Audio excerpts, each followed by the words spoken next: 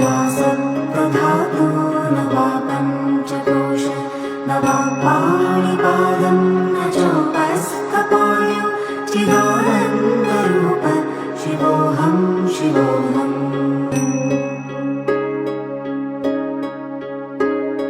न मे द्वेषरागो न मे लोभमोहो मदो नैव मे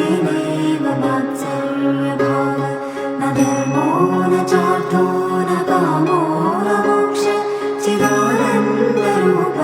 शिवोऽहं शिवोऽहम् न पुण्यं न पापं न सौख्यं न दुःखं न मन्त्रो न तीर्थं न वेदा न यज्ञ अहं भोजनं नैव भोज्यं न भोक्ता चिदानन्दरूप शिवोऽहं शिवोऽहम्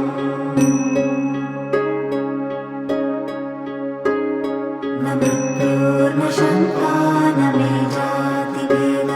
पिता नैव मे नैव माता न जन्म न बन्धुर्न मित्रं गुरुर्नैव शिष्यं चिदानन्दरूप शिवोऽहं शिवोऽहम्